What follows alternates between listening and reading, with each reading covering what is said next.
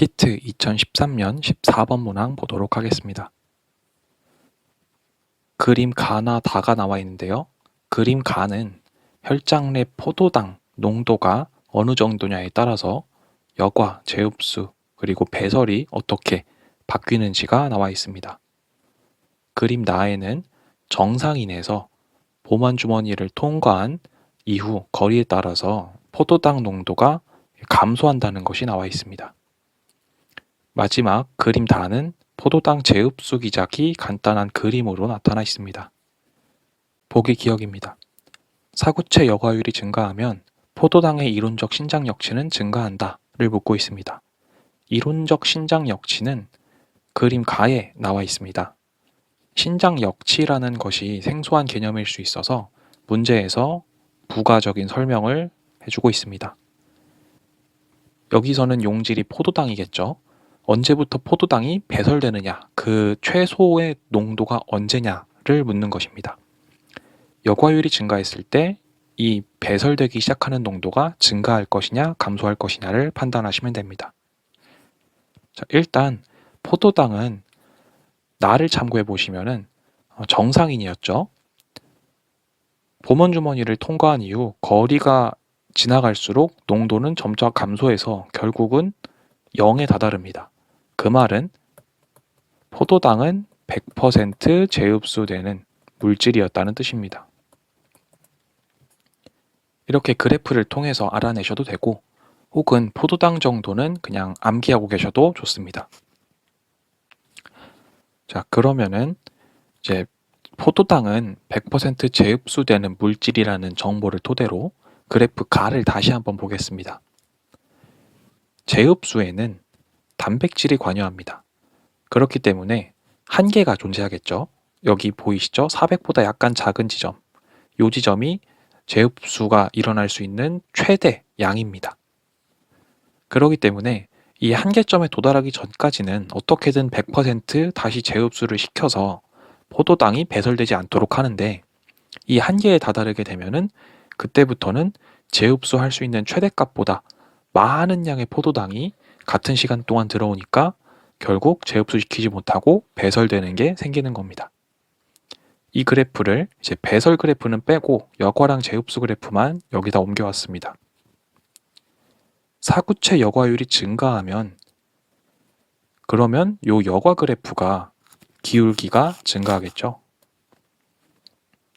이때 재흡수와 관련된 단백질들은 다른 조건은 동일하니까 한계가 변하진 않을 겁니다. 재흡수가 될 수 있는 최대값, 이 지점은 일정한 거죠.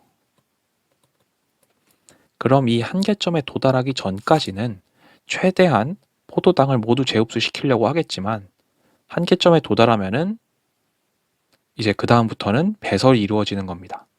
바로 이 지점이 새로운 이론적 신장 역치가 되겠죠. 기존 지점보다 더 감소하게 됩니다. 그래서 기억은 잘못되었습니다. 니은 그림 나에서 지점 A 이 부분에서 세뇨관 상피세포 내 포도당 농도랑 혈장 내 포도당 농도를 비교하라고 요구하고 있습니다. 주의하실 점이 세뇨관의 상피세포 내부입니다. 세뇨관 액이 흐르는 곳이 아니고 그림 다에서 요 안쪽 부분을 의미하고 있습니다. 일단 이 A 지점은 당연히 포도당의 재흡수가 이루어지고 있는 상태겠죠.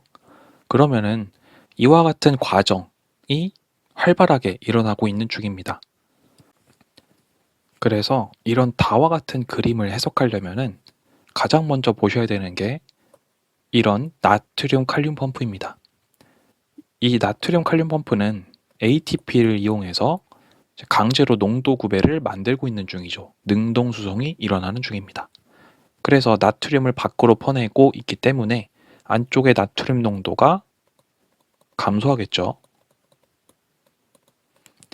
나트륨 농도가 감소했으니까 세뇨관 액 부분에서 나트륨이 안쪽으로 들어옵니다.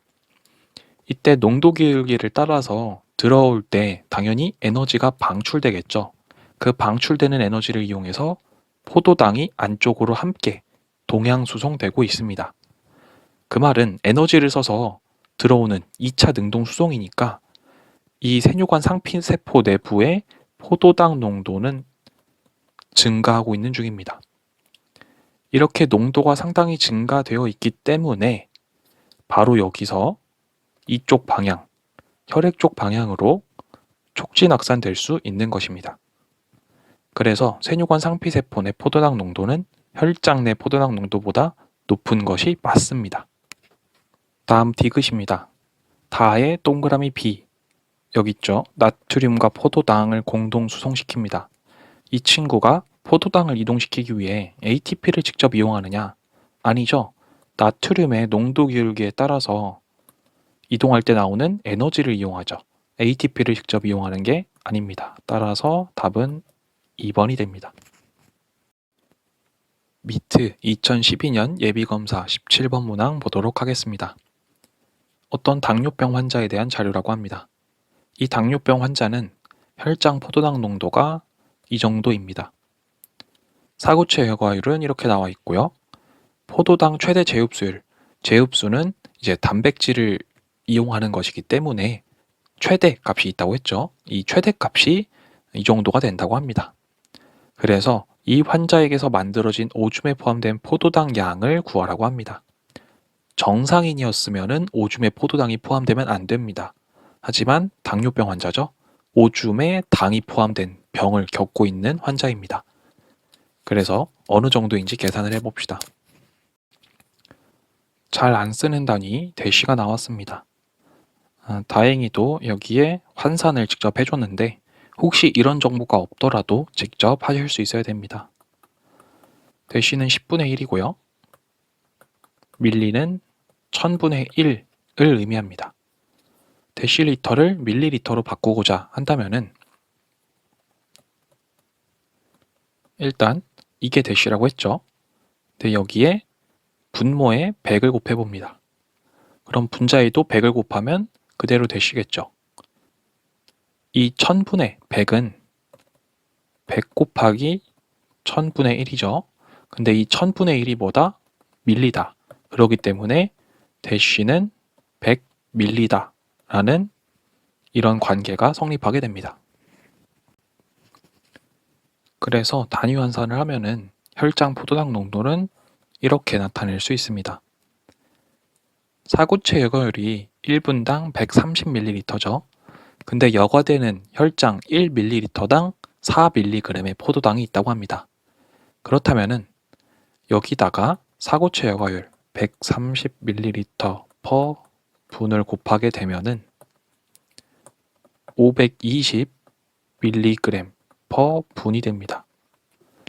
1분당 520mg의 포도당이 여과되는 거죠. 하지만 이 값이 그대로 배설되진 않습니다. 재흡수가 일어나죠. 그리고 분비는 일어나지 않고요. 520mg 중에 400mg이 재흡수됩니다. 이러고 남은 값이 1분당 배설되는 양입니다. 120이죠. 그런데 하루 동안 얼마냐를 구하라고 했습니다. 직접 계산해 보시면 될 겁니다. 값을 구하게 되면은 이런 값이 나옵니다. 그러면은 총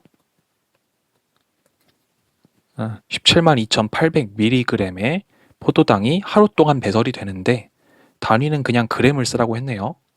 밀리가 1000분의 1이라고 했죠. 그러면 이 값을 숫자로 바꿔서 곱해버리면은 172.8g이 됩니다. 그래서 답은 2번입니다. 피트 2015년 23번 문항 보도록 하겠습니다. 세뇨관을 따라 이동하는 세 가지 물질에 관한 자료입니다. A부터 C는 각각 물 요소 크레아틴인 중 하나라고 합니다. 그리고 사구체 여과 분율에 대한 정보가 이렇게 나와 있습니다. 그래프에 대한 설명으로 물질량 B라는 게 이렇게 정의되어 있습니다. 여기서 주의할 점은 농도가 아닙니다. 양에 대한 비율이기 때문에 이 값을 그냥 양 그 자체라고 보셔도 크게 상관이 없습니다. 하나씩 보겠습니다. 물 같은 경우는 재흡수가 많이 됩니다. A, B, C 중에서 재흡수가 가장 많이 된 것, C일 확률이 높죠. 요소는 노폐물입니다. 배설 위주로 되긴 하는데, 그런데 이제 재흡수도 못지않게 많이 됩니다. 그 다음 크레아티닌, 이 친구는 독특합니다. 분비나 재흡수가 거의 일어나지 않습니다. 요 물질량 B의 그 정의를 보았을 때 양이 거의 변하지 않는 게 크레아티닌일 겁니다. 그러면 A가 크레아티닌이겠죠. 그리고 세뇨관, 헬레고리, 원위세뇨관, 집합관을 거쳐서 계속 재흡수가 일어나는 C가 물일 겁니다. 마지막으로 재흡수나 분비가 활발하게 일어나는 B는 요소가 됩니다. 이제 기억번 보도록 하겠습니다. 단위 시간당 콩팥 정맥을 흐르는 양 분의 콩팥 동맥을 흐르는 양을 이제 B와 A의 값을 비교하라고 합니다. 그림을 그려서 확인을 해보겠습니다. 여기 심장과 콩팥 그리고 연결된 혈관을 그냥 아주 간단하게 그렸습니다. 심장에서 혈액이 나오는 방향의 혈관을 동맥이라고 하죠. 그 동맥 중에 콩팥과 연결된 이것이 콩팥 동맥입니다. 심장 쪽으로 들어가는 혈액을 운반하는 혈관을 정맥이라고 하죠. 근데 콩팥과 연결된 정맥, 이것이 콩팥 정맥입니다. 여기를 흐르는 양 분의 여기를 흐르는 양의 비율, 그 비율을 B와 A, 즉 요소와 크레아티닌에 대해서 확인을 해보라고 합니다. 먼저 A를 보면요. 크레아티닌은 여과된 것들이 거의 100% 심지어는 아주 약간이지만 분비도 일어나는 것 같습니다. 거의 다 그냥 다 배설되어 버립니다. 거의 다 모두 다 배설된다면은 콩팥 정맥을 흐르는 양이 엄청 작을 겁니다. 반면에 콩팥 동맥을 흐르는 양은 이제 1.0인 거죠. 굉장히 작습니다. 0.0001이라고 그냥 마음대로 적겠습니다. B 같은 경우는 대충 절반 정도만이 배설되고 처음보다 절반 정도는 다시 재흡수됩니다. 결과만 따지면 그렇습니다. 그럼 B의 값은 처음 동맥을 흐르는 양이 1.0이었다면 정맥을 흐르고 있는 양은 한 0.5 정도가 됩니다. 분자는 같은데 분모는 A 쪽이 훨씬 더 작죠. 그 말은 A가 훨씬 크다는 얘기겠죠. 그래서 기억은 잘못된 답입니다. 니은입니다. 항이뇨 호르몬이 결핍되면 집합관에서 C, 물의 물질량 B가 증가하느냐? 항이뇨 호르몬은 이뇨작용을 저항시키는, 즉 오줌이 적게 만들어지도록 만드는 호르몬입니다. 이 친구가 결핍되니까 오줌이 많이 만들어지겠죠. 많이 만들어진다는 것은 물의 배설이 증가한다는 겁니다. 기존보다 물의 배설이 훨씬 증가할 겁니다. 그래서 니은은 맞습니다. 디귿입니다. 콩팥을 지나가는 혈장의 양을 분당 얼마인지 구하라고 합니다. 여기 하루 동안 여과되는 여과액의 양이 나와 있습니다. 180리터. 여과액, 이미 여과된 액체니까 적혈구 부피는 신경 쓰지 않으셔도 됩니다. 여과됐다는 건 이미 혈장 성분만 여과된 거니까요. 이것이 하루입니다. 하루는 1440분이죠. 이대로 계산하면 소수점이 나올 테니까 단위를 밀리리터로 바꿔봅시다. 밀리가 1000분의 1이니까 여기다가 1000을 곱해주면 되겠죠. 이 값을 계산해 보면은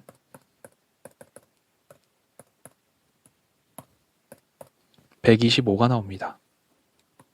그러니까 125ml per 분 만큼의 양이 여과된 액체인 것입니다.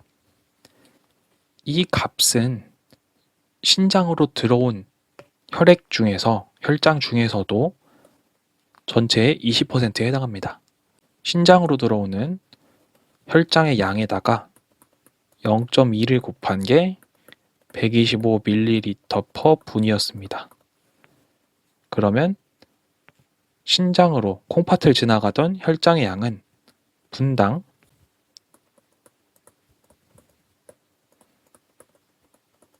625ml per 분이었다는 결론이 나오게 됩니다.